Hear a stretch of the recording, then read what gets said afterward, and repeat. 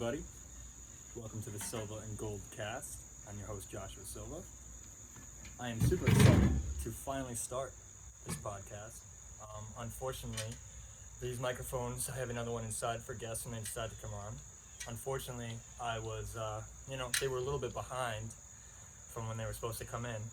So I definitely wanted to make a video for you guys. I promised that I was going to get one out for you this week, and here we are.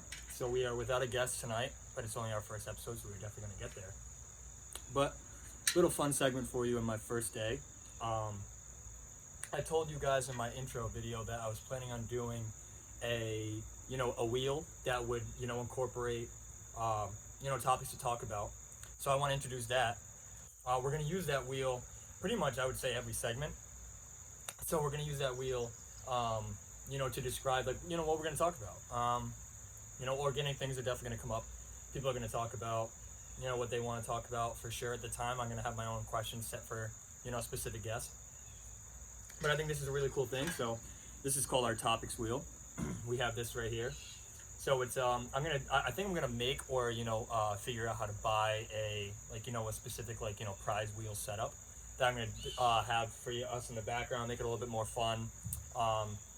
But this will do right now. This is kind of the last second kind of spontaneous podcast. And hey, why not do it for the first one, So here we are. I'm going to walk you through it. So we have a few topics.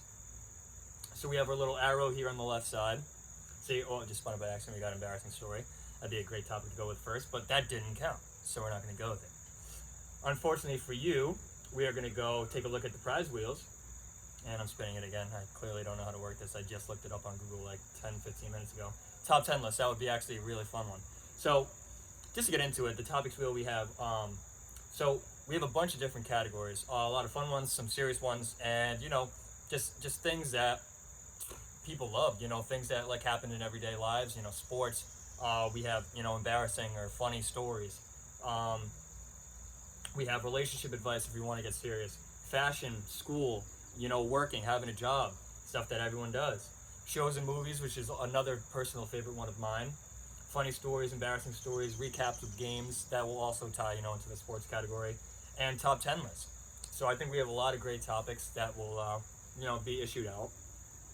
I don't know how many I want to do, and obviously with like different guests coming on in different segments, we're going to do similar topics. We're going to do them more than once, but I will say this.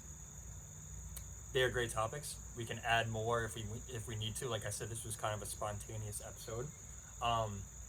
I would like to add more. It was kind of like I'm trying to think about like other good topics. And if you guys definitely have ideas, comment, like and subscribe. First of all, I mean, come on, you got to do that. It's YouTube, right? But comment if you have any nice ideas for me. I definitely will accept all of them. I also will be posting this, especially like a small clip on my Instagram.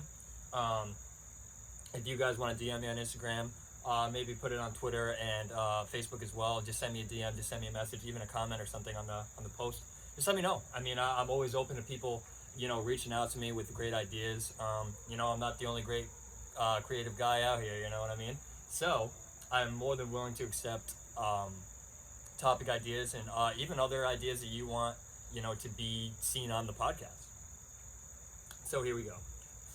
This is our first official topics wheel spin. It's very exciting, ladies and gentlemen, and I cannot wait to do it for you. So here we are. It's spinning right now. Let's see what we're going to roll on. Relationship advice. Wow. So, the reason why I think I'm the best person to talk about stuff like this is because, and I feel like most people say this, but I've been through it all. This is definitely going to be a platform where I will not, name names or, go into, embarrassing or, kind of unfair history stories or, unfair, jabs at people. That's not really why I'm here. But there are people out there going through stuff. There are people out there going through, heartbreak. There are people out there going through, messy relationships, toxic relationships, people wanting to be in one versus not wanting to be in one, people looking versus people not. Everyone has their different views on things. And, I fall into that category where I'd say I'm kind of in the looking category. Also having fun category. So a little bit about me. My plan was to move out to Venice Beach, California this September. I know, super nice. LA dream. Unfortunately, coronavirus hit, as we all know what that is. Got an extra year of baseball, and I'm deciding to get a minor at Rhode Island College. So I'll be playing one more year of baseball and postponing my move to sunny Los Angeles. Can't wait to stay here in Seacon, Mass. Another year. It's gonna be great. Anyways, back to relationship advice. I've been in 2 serious relationships. Um, you know, Everyone has their different, feelings on serious. Some people say, oh, it has to be at least a year. Some people say it has to be, you guys have to go on a lot of dates. Make sure that it's like, out on social media that you guys are together. That stuff that like, yeah, I mean, definitely helps. I don't really agree with. One of my most recent relationships, I was with the girl only for about like a month and a half, 2 months, like maybe 3 months tops if you want to incorporate, like texting each other and FaceTime, stuff like that. Um, Man, long distance is a bitch. It sucks. I mean, you have situations, there's so many situations why people break up. People break up because of loss of feelings. People break up because of, cheating or mistakes that were made and stuff like that. But I think the worst kind of breakup, the worst kind of, reasons why things end is when there's feelings involved, like on both ends. But it's a long distance thing. I don't blame anybody for, leaving relationships because of distance. It's tough. I mean, I'm the type of guy, I don't want to sound too soft, but I'm definitely the type of guy that appreciates having, the girl with me, especially like knowing that they're there and like knowing that like I can see them at pretty much any time. That's important to me. And I definitely don't want to have to, book a flight and take time off from work and plan all these things just to see, the girl that I'm dating and the girl that I like for, a week, maybe 2 weeks if I'm lucky. We're all getting older now, or at least most of the viewers that like I know are probably watching these first few episodes, all like, my friends and my family, we're all older now. So taking time off from work, taking time off from school, like it's tough. It's very, very hard to be able to do that.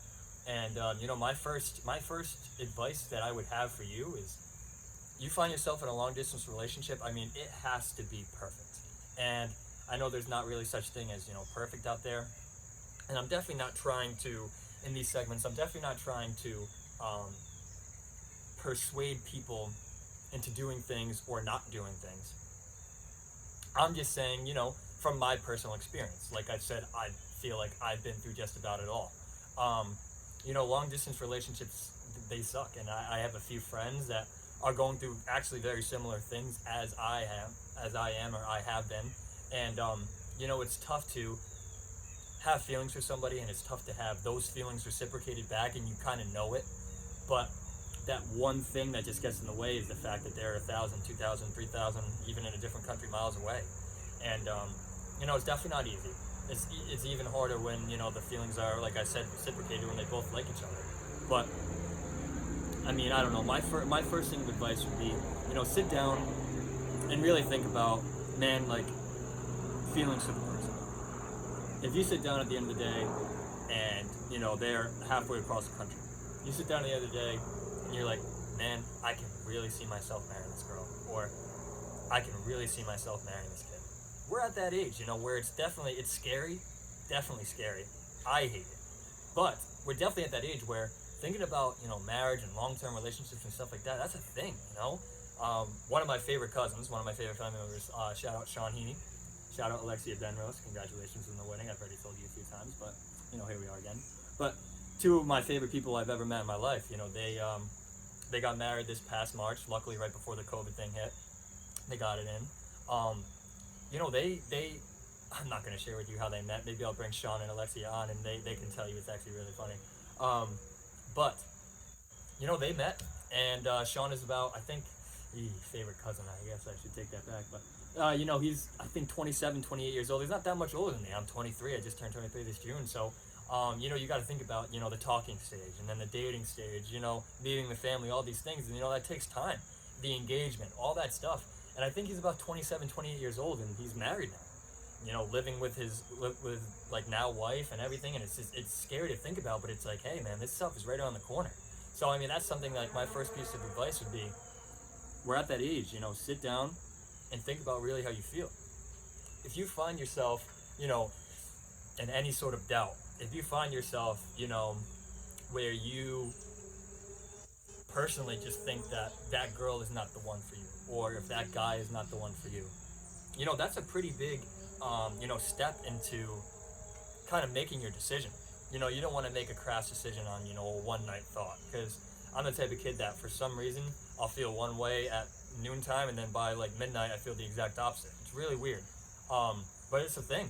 And I'm sure I'm not the only guy out there. I'm sure I'm not the only person out there that feels that way or has that kind of, phenomenon. But I will say this: relationships are important, and at least at the time when things were good, those are the best times of my life of being in relationships with people, because I'm very selective, and I don't like to just, jump in and out of relationships. Like I said, I'm 23. I've only been in 2.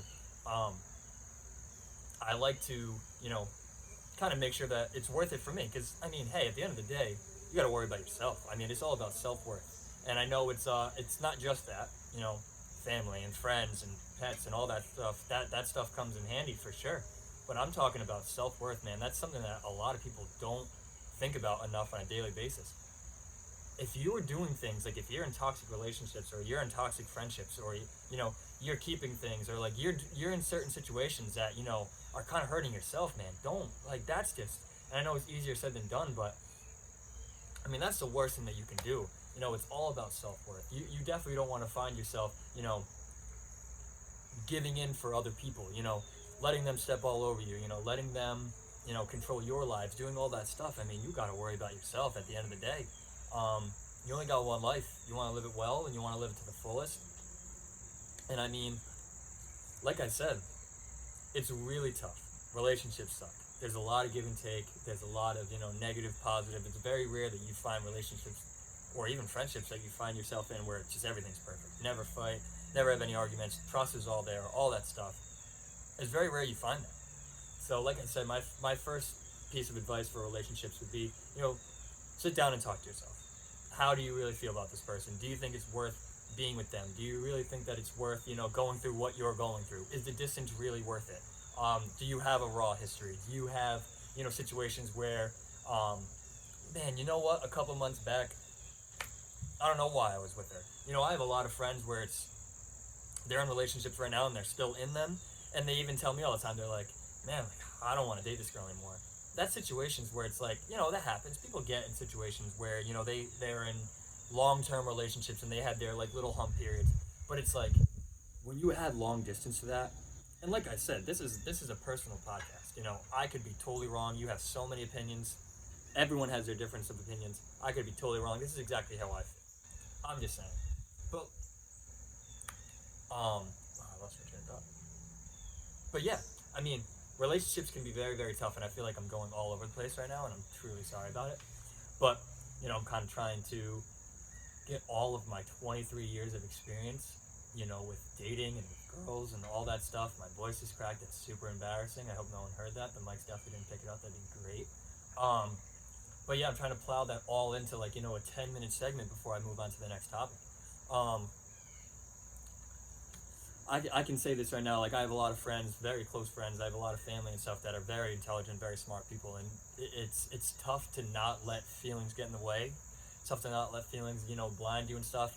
I've been in friendships that had to end because of relationships, and that's something that I'll say too, where if you find yourself in a relationship where you have to give up seeing friends, or you have to give up seeing family members, you have to give up doing certain things, sit down and have a conversation. If they're not willing to have a conversation with you, find it in your heart, do your absolute best to get out of that, because that's a toxic relationship. And I don't care who you are, I don't care what you've been through, what you've done, no one deserves to be in toxic relationships. No one deserves to be told what to do, told what they can't do. There's a difference between, kind of, how do I want to word this? There's like a difference between having reasons not to trust somebody, and just being a toxic boyfriend or girlfriend. Being someone that is so controlling and so, I can't think of another word better than toxic. Just being a toxic person. I've dealt with it before. I've seen it before firsthand in friendships and, other relationships that I've had or I've seen my friends have. it's something that's honestly very, very gross. Someone that can just control like that, I don't know. I can't find myself, you know, ever appreciating something like that. It's just, in my opinion, very serious. My second piece of advice when it comes to relationships, I have a little theory. Once again, everyone has their opinions, could be very wrong. I have a very, very, you know, kind of personal theory where I feel like I can't get over cheating. I can't get over emotional cheating. Physical cheating is obviously the worst, but you know, emotional cheating can be up there with physical cheating, just as bad. Um, I see people get together all the time, cheat on a boyfriend, cheat on a girlfriend. They talk about it. Week later, 2 weeks later, they fix things and they're back together. I'm not going to judge. That's not what I'm here for. And I'm not necessarily saying that you're wrong for doing that, because I'm sure there have been plenty of relationships out there that started in cheating and ended in perfect, you know, relationships, marriage or whatever, and never happened again. I'm the type of guy that, you know, like, that happens to me, it's like, that's not gonna leave my mind, you know. That takes a lot of talking, a lot of healing, a lot of effort, and that's something that, and maybe it's just me personally, I can't find myself ever doing. It's so sad. I feel like not a lot of people would, you know, agree with that.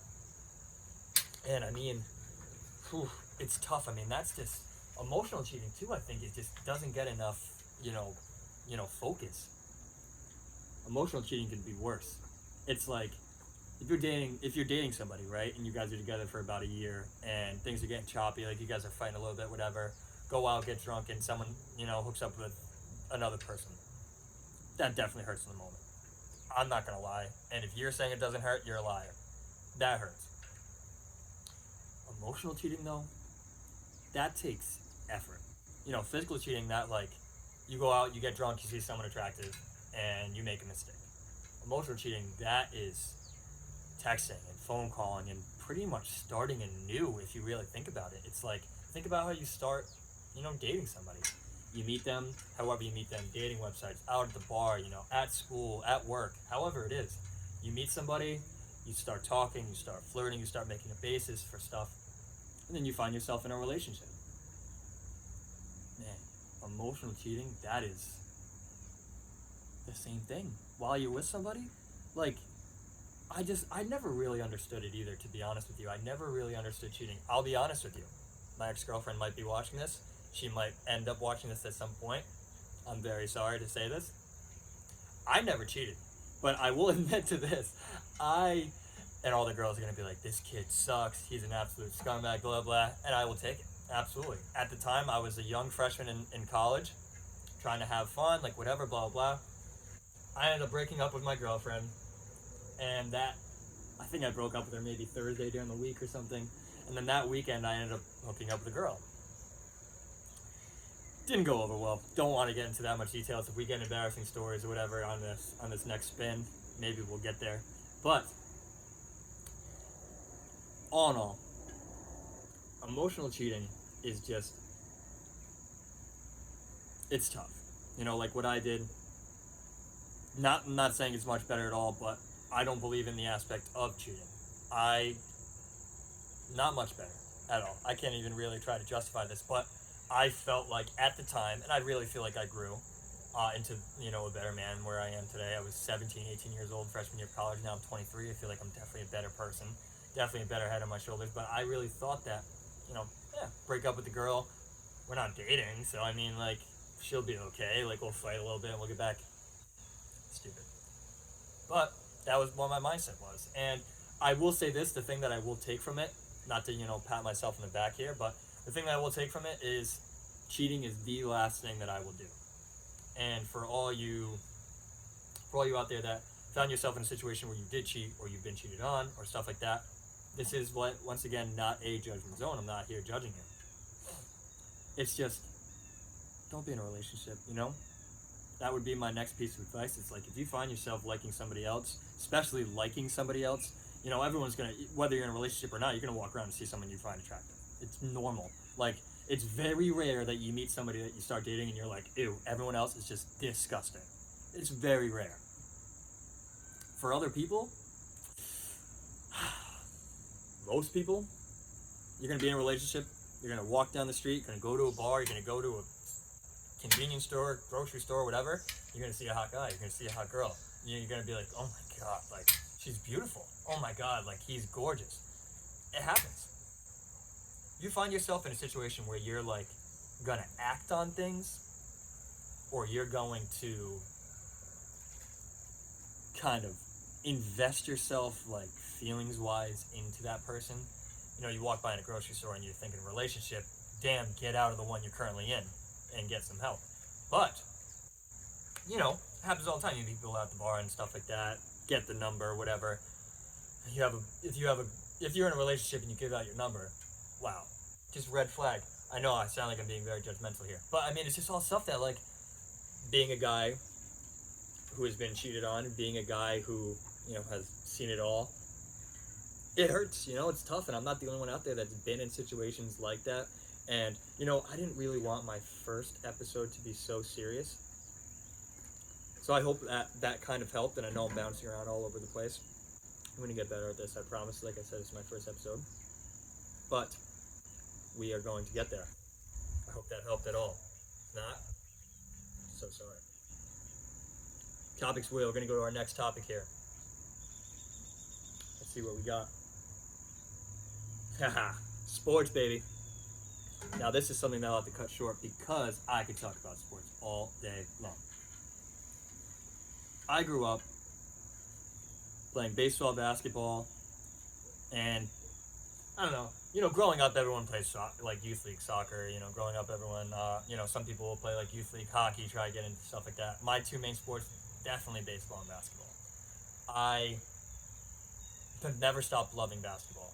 Baseball is a very weird thing. I don't play basketball competitively anymore. I play pickup sometimes, but man, it's really funny how I'm a baseball player in college, and I'm currently a baseball player right now, and it is nowhere near my love of basketball. It's just one of those things, you know, I grew up playing. It's super easy to practice on your own. You know, it's a great way. It's a great way of getting back in shape. You know, when we were here quarantining, back when COVID hit, I was lying down in bed all day, nothing much to do, and then I realized it's like, shoot, I have a basketball court in the side yard, gonna go shoot around, gonna go play around a little bit. I'm getting up shots after lying down in bed for a couple weeks. I am absolutely gassed, and it's terrible. I get out of shape pretty easily. But I always had that in basketball, you know? I'd always find myself not only enjoying working out, you know, playing basketball, running around, stuff like that, being in good shape, but like the sport itself, of course, it's so fun. I mean, it's just like, I'm a 3-point shooter. I'm a guard, and, you know, I'm not one of those, I know some girls out there, and even some guys, I might be like tall, 6'1", but I'm a guard, so like, I don't have to do the boring, you know, rebounding drills, and like the boring, like, post-up drills, score, I'm 7'1", I can touch the rim without dropping. I'm the type of guy, you know, I'm a skills guy. I'm not the best dribbler, I can dribble around a little bit, but, you know, I'm a shooter. I like to create my own shot, I like to get open, like do all that stuff, and I don't want to get into too much detail because I know there's not too many, you know, sports advocates on here that really like to talk about it or like listen to it or whatever, but basically what I really want to get into is sports are very important, and I think it's something that is not highlighted. It's highlighted a lot, of course, like based off the stuff that you listen to every day, like whether you listen to, you know, sports radio or you listen to, you know, Sports Center on TV, you watch Sports Center on TV, stuff like that. For everybody, I don't care if you have ever played sports before, don't play anymore, never even really liked them or whatever. Sports are so important. Sports are so important for, you know, people getting, that's people's, I mean, the richer people that we have in the world right now are professional athletes. And the reasons why that is so important, because I mean, the perfect, you know, advocate for, you know, the way, I don't know how to word this, the perfect way of describing why I think sports is so important when it comes to people getting paid for it. Yes. Oh my God, Mike Trout got $550 million. That's a lot of money, and it's like, oh, does he really need that much? Does he really need that much? No. But you look at guys like LeBron James, look at all he's done with that money. Does he spend it on himself? Yeah, absolutely. He spends $1 million a year on his own body. You know, he spends money on cars and houses and boats and stuff. Being one of the best athletes of all time, he deserves it. But all the stuff that he does, he stands out for social issues.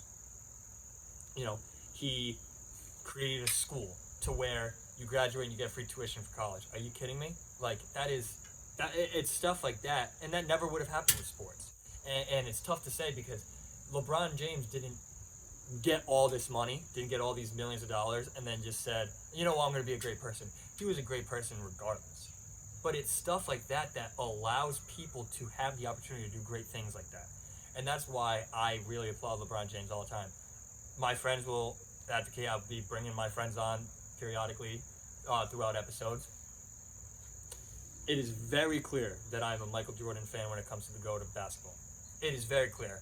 I have a few friends that always argue with me about it. No, it's LeBron James. They have decent arguments, whatever, blah, blah. It will be very hard for me to ever say, you know what, you're right, LeBron is a GOAT, Michael Jordan isn't. It'll be very hard for me. But I will say this. LeBron James is an absolute spectacular guy. He did a lot of great things with his money. He didn't just let it get to his head. He didn't just spend it on whatever. He did a lot of great things with his money. I mean, there's so many other people out there that do that. Give back. So many people that create things. I wish I had looked into more research about it. LeBron James was clearly the first one that came to my head. But it's very true that you find people that grew up in horrible beginnings. Father left, or family member died, or poverty, growing up like not having anything, not being able to eat, stuff like that. And then they become so, they're so determined, they're so, hardworking, and they're like, you know what? Nah, I'm going to work my ass off. I'm going to be one of the best damn athletes, I should say. I'm not going to stay on basketball or LeBron James. Be one of the best damn athletes this world's ever seen. I mean, you look at these professional athletes and it's crazy. These guys are anywhere from, small percentage aside of in basketball and stuff. These people are from, 5'9" up to 7'4". I think tallest guy in the NBA is Kristaps Porzingis. See guys like that all the time. You see guys like Jose Altuve in the MLB. This guy's too small to play. One of the best second basemen in the league. It's stuff like that where it's just like overcoming adversity. Seeing stories like that. You see so many, like the My Wish segment on SportsCenter. That was always so great. I always watched it so many times growing up. It's just, you see all these professional athletes, whether they use their money or not, like just being great people, giving back. You have people like Kevin Love that always deals with normal issues, social issues and stuff, also deals with, mental health issues and all that. It's great. Athletes, professional athletes, they're normal people, They're normal people too. They go through the same things that we do. And it's great to kind of step back at the end of the day and be like, man, these guys are, they're the same as me. They do the same things. They go through the same things. They have the same thoughts. I don't know. Like I said, I could talk about sports forever, and I definitely want to go to a new topic, and this is going to be the last one to wrap up episode 1, because sports will be definitely one of the top topics that we'll be talking about, with guests and on other episodes coming up. So I'm going to do the last topic from our topics wheel today. All right, we're going to go for a little spin here. Where we land on? Shows and movies. Beautiful. So I have a segment on here in the topics wheel with the top 10 list. What I love to do when I talk about shows and movies, it's very hard to talk about shows and movies, things that you like, don't like, whatever, and not kind of list them. I'm a big list guy. I love to do it. I love top 10 lists. I really wish I could have landed on it, but unfortunately we didn't get there. But this is a perfect time to say this. The Office is the best show ever created. I have it on my Hinge profile. Yes, ladies and gentlemen, I have a Hinge profile. I'm getting a phone call at the moment. I have a Hinge profile. I know it's super embarrassing. So, you have to go on dating websites, whatever. I have a Hinge profile, and on there, I rated my top 3 TV shows. The Office, Friends, How I Met Your Mother. Those 3 are my top 3. It is not close. this is where your opinions don't matter to me, okay? The Office is the best show ever. There is no argument, there is no debate. And for those who haven't seen it yet, go watch it now. I have literally seen it from beginning to end 13 times, and I'm not lying about the number. And it's also at the point where I just put it on whenever I'm not doing anything. It's like if I'm not, playing video games, or like I'm not out playing basketball, if I'm not out with friends, or if I'm not at work, I'm watching The Office. It's just one of those unbelievably great shows. Friends is up there as well. That'll be my number 2. Not as good as The Office, of course, but a very good show, something that I've seen several times as well. How I Met Your Mother was the first TV show that I've ever seen. First sitcom, first show in general, first series of, episodes that I've ever seen ever in my life. That holds a special place in my heart. Very good show. Hated the ending. Not going to get into why. For those of you who haven't seen it yet or are in the middle of it, want to go see it, whatever. Awful ending. I hated it so much. I'm sure you'll know why when you watch it. Those are definitely my top 3. My movies is something that I hold very, near and dear to my heart. I want to do top 3 because I just did a top 3 TV shows, but I'm going to go top 5 movies because I have to. Number 1, also not much of a debate for me. I can understand why people, don't like it because it's super long, whatever. Saving Private Ryan. If you haven't seen it, go watch it. It's a war movie. Very good. One of my personal favorites. Tom Hanks, Matt Damon. Absolute great cast. Vin Diesel's in it. Great cast. That'll be number 1. Number 2, Shutter Island. Leonardo DiCaprio, the GOAT of actors. He is my favorite actor ever. He will never not be my favorite actor ever. There are other people that have, special places in my heart, people that I really, really like. Leonardo DiCaprio is the GOAT of acting. Shutter Island is a great movie. It's a movie that I had to watch quite a few times to get a full kind of, I see, that's what it's about. Highly recommend. Saving Private Ryan, Shutter Island, highly recommend all 5. I'm going to get to the next 3, but I highly recommend all 5. Shutter Island, beautiful movie. Mark Ruffalo in it as well, very good. I'm going to go to movie number 3. Movie number 3 through 5 is a little bit of a toss-up for me. They're all, they could pretty much be interchangeable. But I'm going to go with, since it's Leonardo DiCaprio, I'm going to go with The Departed. Whew. If you like, action movies, if you like, it's not as much of an action movie as it is like, Transformers or, kind of Fast and Furious, stuff like that. But it's like, I really don't even know like how you would describe The Departed. It's kind of like a, there are fight scenes, there's, killing and all that stuff. So I don't even really know what to describe it as. All I know is that it's great. It has Leonardo DiCaprio and Matt Damon. 2 police officers. One's a rat that works for the Boston mob. One is an undercover cop that helps the police department and they're all working in the same department. Don't want to give it away as well because I don't know. People who have watched it probably just gave a little bit of it away already. Terribly sorry. If you haven't seen it already, wow, go watch it now. 4th movie, Green Mile. Michael Clarke Duncan, the big, absolutely jacked, and it was a perfect guy to cast. He's an absolute, just like the body that any guy that's masculine wants. He's just an absolute tank, 6'4", like 300-pound guy. I believe he died of a heart attack. Super sad. He was a really great actor, really great guy. Michael Clarke Duncan in that movie, The Green Mile, was absolutely fabulous. Another Tom Hanks movie as well. I hate giving. I want to talk about that. I don't want to give away. Endings are like kind of, what happened.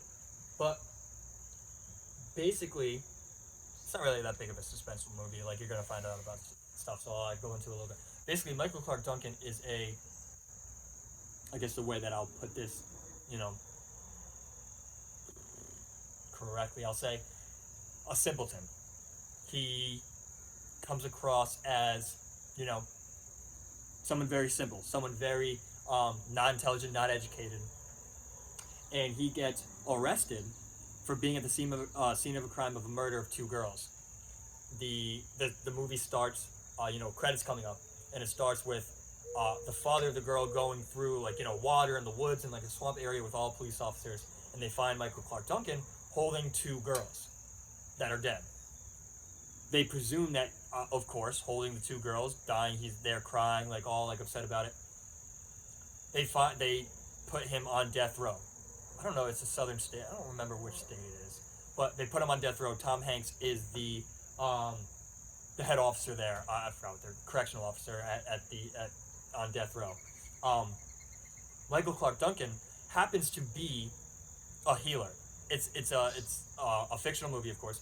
He happens to be, God's child. He happens to be someone that, like Jesus Christ in the Bible, that can heal people by touch. That's what he was. So he also could sense evil and good. He always knew like who was evil, like who was good. Like I just said, like evil and good. It's just like a simple man with such a great gift, and the reason why. Actually, I'm not going to tell you that because that will give it away. But I gave away something that you find out relatively early in the movie, but something that is definitely, like, important to talk about right now. Very great movie. Michael Clark Duncan, very good actor. Tom Hanks, you all know him, pretty sure. Very good movie. That's number 4. Number 5 is a tough one for me. It's going to be something weird that I'm sure most of you haven't watched. Is a movie called Contagion. It's probably, maybe you have seen it now. I believe it was on Netflix for a little while during quarantine because it's a disease movie. Contagion is about a woman that she works for, I believe, the CDC or like some like large company that travels a lot. And it was a woman another Matt Damon movie. So Matt Damon, Leonardo DiCaprio, Tom Hanks, top 5 pretty much. She goes to China, whatever, on a business trip. Ended up meeting eating somewhere or whatever, and got contaminated by by a pig. Some guy, like a Chinese chef or butcher or whatever was, shook her hand, whatever, she wanted to meet the chef. It started there. She comes home to Minnesota, I believe. Comes home to Minnesota to her husband, Matt Damon, and he happens to have, be immune from it. It happened so quickly that he actually happened to be immune to the disease. It was a large outbreak. It was something that was super serious. Seizures, bleeding from eyes, and it was just something absolutely disgusting. And it was something that actually, when the wife came home, her name in the movie, I forgot what her name is in real life, but her name was Beth Emhoff in the movie. She came home, and after she died, they did an autopsy on her, and they opened up there was a scene where they see, kind of graphic, kind of gross, but they take like her scalp off, like her head, to get into her brain as an autopsy. They see one of the doctors, one of the surgeons that was operating, that was looking at it, whatever, takes a step back and goes, call everyone. As a viewer, like, whether this is a real disease or not, it's scary. It's scary to think about that stuff like that can happen, So the doctor goes, take a step back and call everyone. Super serious. Apparently, I believe they didn't go into detail about it in the movie, but I read it online, like an IMG, kind of description of like the movie or whatever. It melts the brain, or something, it did something to the brain that was super serious, super absolutely disgusting. Stuff like that it's real life, man. Diseases and viruses and all this stuff. Coronavirus. I mean, coronavirus isn't as doesn't have that high of a death toll. It isn't as deadly as this. I mean, if you got this in the movie, you were dying. It wasn't just for coronavirus, autoimmune disease or old age or stuff like that, but even the coronavirus, it's so weird. Like I had coronavirus. I had COVID. I was here at home with all 3 members of my family: my brother Jake, my mom, and my dad. They didn't get it. I mean, there were the first few days that before, I was waiting for my test results to come back, before I even knew that I really had it, before I showed symptoms, but I still had it. Walking around the house, touching things, all this stuff. No one got it. And it's like, how does this virus work? It's super weird. And don't want to get into too much about COVID-19. We've all talked so much about it, heard so much about it, whatever. But Contagion was really good because it was like a disease movie where it's just like, how does this happen? Diseases and viruses and all this stuff is so prevalent in the world. It's something that has been here since the beginning of time, will always be here. It's just so crazy. That's definitely my top 5. Contagion is a really good movie. Highly recommend it. That's definitely, I think, out of the 5 of them, that's either that one or The Departed, are the 2 shorter ones. Saving Private Ryan is around like over 3 hours, so it's definitely something you have to commit to. Saving Private Ryan, Shutter Island was around 3 hours, maybe a little less, 2 hours 45, something like that. And then The Green Mile was up there as well, I think around 3 hours. So those 3 movies definitely a little bit up there in time. Departed and Contagion, about 2, I'd say, like normal movie time, but unbelievable movies. Those are my top 5. Highly recommend. My top 3: The Office, Friends, How I Met Your Mother. Also a little sleeper that I'll add a 4th one to TV shows. Criminal Minds. I've watched that 3 times as well. Unbelievable stuff. I don't know. I've talked about this a lot with friends and stuff, and I sound like I'm like a psychopath for saying it, but I really truly believe that it's so interesting. Criminal Minds. It's so interesting, like how people grow up to be serial killers, how people decide to want to kill, harm, eat, torture another human being.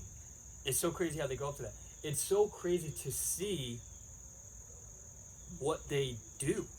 It's like in Criminal Minds isn't like, it's not graphic. You don't see most of the time like what the out what's the word after the body is dead or like whatever. You don't see like cut off limbs or really whatever. That doesn't go into that much graphic detail visually, but they always talk about like, oh, this guy ate her or like all that stuff, and it goes into like serious serial killer stuff, and it's so maybe concerning, but like so interesting and fascinating to talk about and listen to, and it really is. And my friends, my family give me a lot of shit all the time, and I've definitely met other people that agree with me, but I'm getting a lot of shit saying that like I'm an absolute like weirdo, psychopath, whatever for liking that and feeling that way. But nah, it's crazy, and that's definitely I think that was that's it. That's all we have time for. That was my topics wheel, ladies and gentlemen. That was my intro to the topics wheel. So what we do today, we did relationship advice. We did my mic's falling here in between the cracks. We did relationship advice. We did sports, a little intro to that. We're going to be continuously talking about sports. Another reason why the topics wheel is great is because I'm going to keep this around. Like I said, DM me, comment in the YouTube section, like and subscribe. Facebook, Twitter, DM me, comment, do whatever you like. I'm always willing to talk to anybody. Please give me topic ideas. Whenever I bring guests on, I'm going to keep this topic wheel. We're going to figure out what we're going to talk about, and we're going to find other people's top 5 of movies. We're going to find other people's top 10 lists, and we're going to come up with different categories of top 10 lists. We're going to do top 10 basketball players of all time. We can do top 10 foods. There is no we're going to be talking about everything. There's no like kind of limit of stuff that we're going to be talking about. If you have any ideas of stuff that you would like to hear me talk about, either solo or with a guest, comment, like I said, below in the YouTube section. Comment in my Twitter, Instagram, or Facebook post. DM me. Please, I'm very, very willing to talk to people, to go over ideas, go over criticism, all that stuff. I'm a very easy, very fun guy to talk to, and I just really want to thank you for tuning into the Silva and Gold cast. Once again, I am your host, Josh Silva, and I'm looking forward to seeing you guys next time. Thank you so much.